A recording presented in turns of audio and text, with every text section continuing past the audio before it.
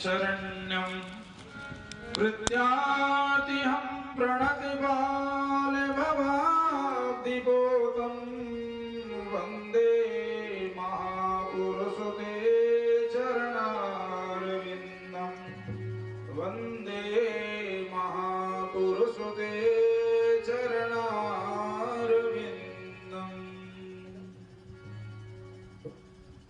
प्रिय सज्जनों,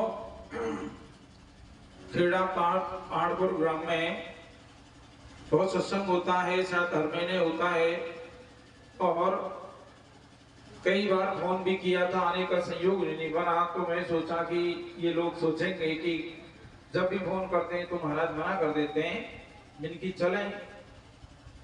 सज्जनों, प्रहलाद भगत जी साहब ने जो है आज इस सत्संग की जो व्यवस्था की, आप सब लोग श्रद्धालु तन से, मन से, धन से इसमें लगे हैं, सेवा कर रहे हैं धन से भी, और मन है तो ही तन लगा रहे हैं, और मन है तभी धन लगा रहे हैं, और मन है जब भी यह व्यस्त जो समय तो खेती फसल का काम चल रहा है, लेकिन माता भाई बहन जो हैं वे अपना अमूल्य समय जो है देकर यहाँ आए हैं, लगाकर आए हैं।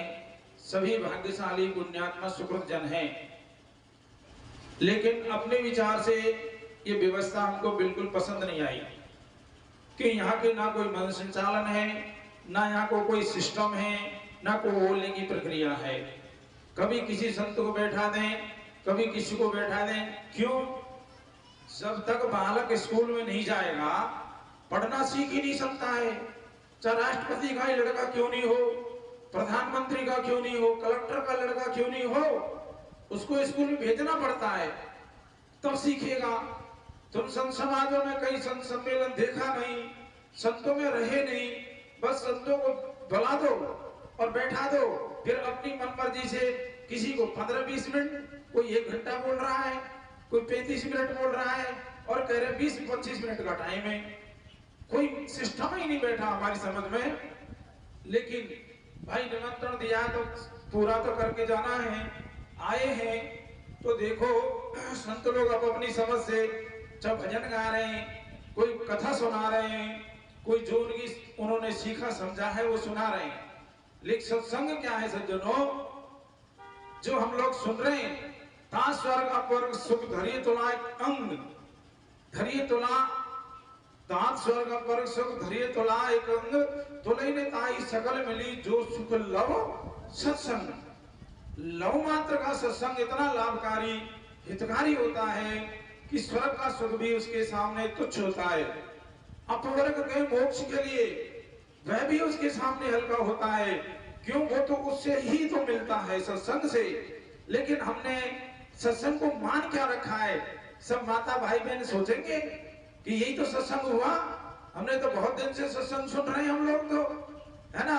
सत्संग तो क्षण पल का ही, एक घड़ी, आधी घड़ी, आदि में पूरी आद, तुलसी संगत साधु की हरे कोट अपराध।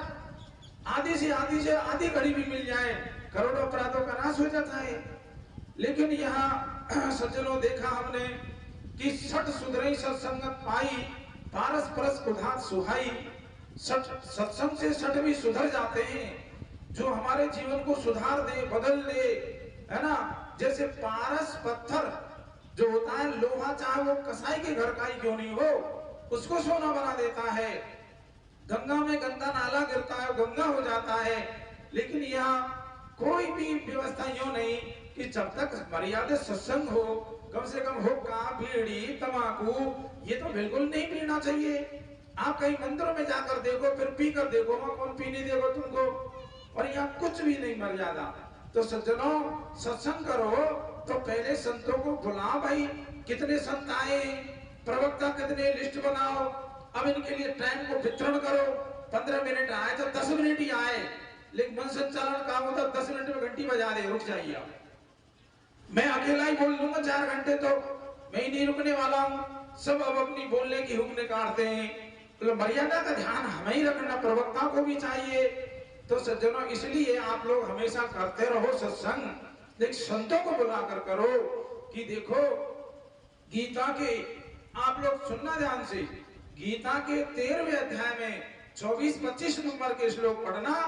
भगवान कहते हैं अर्जुन अन्ये ते मजानंता श्रुत्वानि उपासते ते विचाति तरन्ते वे मृत्युं श्रुति परायणः, कि जिन महापुरुषों ने उस परम तत्व को जाना पहचाना भगवान को पाया है, ऐसे संतों से जो सुनेगा, ऐसे संतों से सुनकर उपासना करेगा, समझ लो तो वो इस भवसागर से पार हो जाएगा। लेकिन किनसे सुनने की बात कही कि जिनको जो पढ़ा लिखा होगा वही पढ़ा देगा, जो खुद पढ़ होगा वो क्या पढ़ाएगा। आप जिंदगी भर भेड़ बकरी चराने वालों के साथ घूमते रहो तो तुम डॉक्टर बन जाओगे क्या, इंजीनियर वकील बैरिस्टर बन जाओगे क्या? कभी नहीं बनोगे, जिंदगी में नहीं बनोगे। डॉक्टर बनना है तो डॉक्टर के साथ रहना होगा, इंजीनियर बनना है तो इंजीनियर के साथ रहना होगा, आपको दर्जी बनना है तो दर्जी के पास रहना होगा। अरे आप यदि कुछ भी काम सीखेंगे तो उस पहले कुशल जो कारीगर होगा है ना, कार्यकर्ता हो, उसके पास रह के सीखोगे। जिन्होंने खुद को ही पता नहीं, मैंने ऐसे प्रवक्ताओं को देखा, रामायण की चौपाई बोलते हैं कि फिर बसई अंतभागी और मार सुगा नहारू लागी। इतने कितने का उदाहरण दूं कि दशरथ केकई को समझा रहे हैं कि हे भागन तो केकई बाद पछताएगी, राम को वन भेजने का तू है ना ये वचन मत ले, और जो भी कुछ ले ले। अर्थ क्या है इसका सज्जनों? अर्थ कुछ है, फिर बस सही अंतभागी और मारे सु गाय नहारू लागी, कि वो कह रहा है। और जो संत था कि दशरथ जो सिंगनी है कि कई वहां क्या गाय की नाई पड़ा है और गाय की नाई उसके सामने गिड़गिड़ा रहा है कि हे तू मेरे जीव क्यों नहर बन रही है, बताओ। अर्थ बिल्कुल है ही नहीं, मेल ही नहीं है।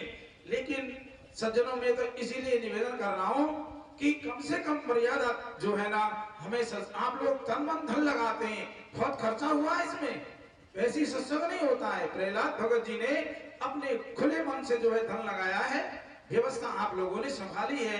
मैं बहुत आप लोगों के लिए धन्यवाद करता हूं, लेकिन व्यवस्था के लिए आप कहीं अन्यत्र भी तो निकलो। यही अपनी मर्जी से करते रहते हैं। कई और जगह जगह सत्संग होते हैं, संत होते हैं, वहां जो प्रोग्राम होते हैं वो कैसे सिस्टम से होते हैं कि पहले नंबर किन्हें देना चाहिए, है ना, संतों को दे दिया, बीच में भगत जी को लगा दिया, 20 मिनट का टाइम है, 1 घंटा हो गया। तो देखो मैं तो एक ही भागवत जी का श्लोक कहकर पानी को गिरा। देखिए आप ये मत सोचना, मैंने पहले भी कहा था कि कलयुग है, कुछ भी कलयुग नहीं है, कोई भयानक नहीं है, इससे अच्छा युग आने वाला नहीं है। आप इतने भाग्यशाली हैं कि जिसकी कोई महिमा नहीं कह सकता, ज्यादा वर्णन नहीं। पहला भाग्य आप लोगों का इतना है, उसमें आप जो है ना अपने आप को गौरवान्वित अनुभव करो कि पहला आपका भाग्य कौन सा कि तुम्हारा भारत में जन्म हुआ है। ये पावन भूमि में हुआ है, तीर्थों की जो भूमि, तीर्थ भारत में है, गंगा जमुना भारत में है, ऋषि मुनि भारत में हुए, अवतार भी भारत में हुए, ऐसी भूमि में जन्म होना कितनी बड़ी आप भाग्यशाली हैं। दूसरा भाग्य आपका है कि आप सनातन धर्म में जन्म हुआ है आप लोगों का। सनातन धर्म जिससे पुराना धर्म कोई नहीं, वैदिक धर्म जिसमें हमारे अवतार भी सनातन धर्म में हुए हैं, वेद को मानने वाले हम, कर्म उपासना ज्ञान को मानने वाले, उसमें चलने वाले हम लोग हैं। उन्हें इसलिए हमारी बड़े भाग की बात है सनातन धर्म में हुआ, और सनातन धर्म के बाद कलयुग में हुआ है। और युगों में तो हड्डियां रह जाती तप करते करते, अब तो इतना तप करना ही नहीं पड़ेगा। 12 वर्ष की बात छोड़ो, आप 12 महीना ही करके देख लो, जीवन बदल जाएगा।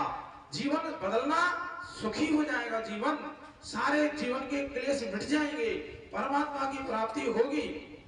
तो तीसरे नंबर की बात है कलयुग में, और चौथे नंबर में अभी प्रेजेंट की बात करो।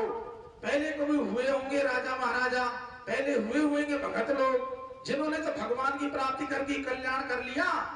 अरे उन्होंने तो कर लिया, तुम्हारा हाल क्या है, तुम क्या कर रहे हो?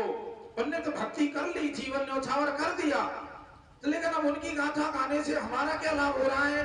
केवल इतना सीखने को मिल रहा है कि वो भी मनुष्य थे, हम भी मनुष्य वर्तमान में हैं। तुम कुकर सुकर भी तो अभी घूम रहे हैं, हाथी घोड़े गधे भी तो घूम रहे हैं, लेकिन कितना भाग्य हमारा है कि हमें जो है ना वर्तमान में मनुष्य जीवन और बड़े भाग की बात तो है सत्संग में बैठे हैं, संतों के पास बैठे हैं, इससे ज्यादा कुछ भी नहीं मिलने वाला है। किसके लिए? दादू जी ने तो कहा राम मिलन के कारण है जो तू खड़ा उदास, साधु संगत शोध ले राम इन्हीं के पास। है ना, राम नाम मिलने के लिए, मतलब भगवत प्राप्ति के लिए, राम मिलन के कारण है जो तू खड़ा उदास, चिंता में है तो साधु संगत कर ले, बस राम इन्हीं के पास में है।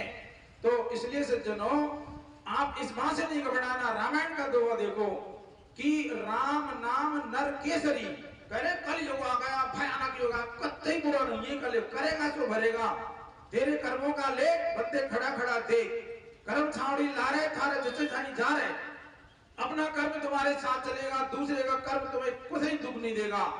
करे कर्म पावे फल सोई, निगम नीदस कह सब कोई, है ना, कर्म प्रधान विश्व रच राखा, जो जस करे सो तस फल छाका।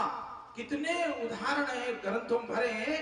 तो उस बात से कबरा तेरी झोपड़ी कलकत्तन के पास, करेगा सो भरेगा, तू क्यों रहे बास, और लोगों की बात कहकर क्यों डराते हैं। हम श्रद्धालुओं से कहीं चिंता ना करो, आप बिल्कुल अब तो ये समझ लो तुम्हारे लिए भवसागर की नौका मिल गई है, इससे आप सहज पार हो जाओगे। नृदेह माध्यम सुलभम सुदुर्लभम कल्पम सुकल्पम गुरुकरण धारम मयानुकूले नवस्वतेरिदम पुमान भवाब्दम स आत्महा। भागवत का श्लोक है, नृदेह माध्यम सुलभम सुदुर्लभम। ये नरदेही जो है क्या है, नृदेह माध्यम सुलभम, तुम्हारे लिए सुलभ हो गई है। और क्या है, ये इस संसार का आदि और अंत वाला है जीवन, इसी से स्वर्ग मिलता है। मनुष्य जीवन के पीछे, मनुष्य के कारण ही स्वर्ग बना, मनुष्य के कारण नरक बना, मनुष्य के कारण ये सत्संग हो रहा है, मनुष्य के कारण ही जो मनुष्य की भक्ति होती है, मनुष्य को ज्ञान होता है और मनुष्य की मोक्ष होती है। देवताओं को भी जो है मोक्ष नहीं मिलता, सत्संग स्वर्ग में नहीं है, तृतीय प्राणियों को नहीं है। यहाँ सैकड़ों कुत्ते बैठे रहे कुछ नहीं समझेंगे, भेड़ बकरी हो, ऊंट घोड़े गधे, वे भी सत्संग नहीं सुन सकते। मनुष्य के लिए मिला है। और फिर आप लोग डरते नरक से, ले खुद इस बात पर सावधान हो जाओ कि हमें बुरा कर्म नहीं करना, बस इसका परहेज करना। और जितना हो सकता है आपसे, प्रहलाद जी के पास धन था, लगा दिया, लेकिन तुम्हारे पास नहीं है तो कोई चिंता मत करना, धन से भगवान मिलते हैं ना, तो तुम लोगों हम लोगों को कोई नजदीक भी नहीं आने देता। धन वाले लोग तो भर के धर लेते, भगवान को खरीद के धर लेते। तो सज्जनों, जो मनुष्य जीवन मिला है, इससे हम भगवान नाम जाप कर सकते हैं। तुलसीदास जी ने नामों में कहा है, व्यापक एक ब्रह्म अविनाशी, है ना, व्यापक एक ब्रह्म अविनाशी, सच्चेतन जन आनंद राशि, अस प्रभु हृदय अचत अविकारी, सकल जीव जड़ जीव दुखारी। परमात्मा सर्वत्र व्यापक परिपूर्ण है, हमारे हृदय में भी है परमात्मा। फिर हम दुखी क्यों हैं, हम क्लेश क्यों करते हैं, हम क्यों रोते हैं? हम इसलिए करते हैं, हमने उस नाम का स्मरण नहीं किया है। स्मरण करने से जो है ना, वो हृदयस्थ परमात्मा है ना, वह हमारे लिए जो ऐसे प्रकट हो जाता है जैसे हीरा मोती गैल में पड़े, लेकिन पहचानते नहीं तो पैरों में लुढ़कता ही डोलता है। वो पारखी जब बता देता है तो उसकी कीमत तुरंत उसके सामने प्रकट हो जाती है। तो ये संत लोग कौन है? हीरा पारखी हैं, तुम्हें नाम की महिमा को प्रकट कर रहे हैं। आप जो भ्रमो मतो, भटको मतो, भूलो मतो, घबरा मतो। एक दो बस कि राम नाम नर केसरी, कनक कश्यप कली काल, जापक जन प्रहलाद जिमी पालई दल सुरसाल। कि राम का नाम क्या है? नरसिंह। जो नरसिंह भगवान हुए वे नरसिंह। अरे कलयुग कलयुग कर रहे हैं, घबरा रहे हैं, बिल्कुल जरूरत नहीं है। कि राम नाम नर के कनक कश्यप कलिकाल।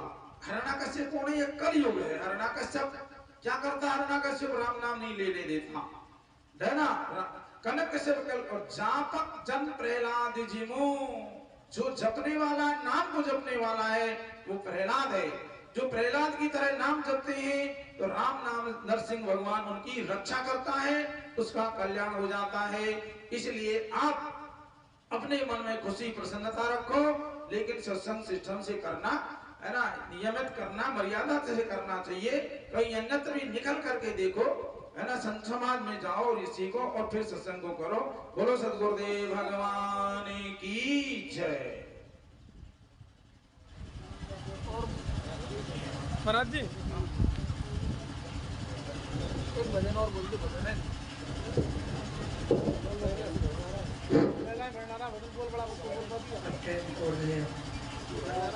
बोलो श्री सदगुरुदेव भगवान की। सभी भाई बैठ ध्यान दें,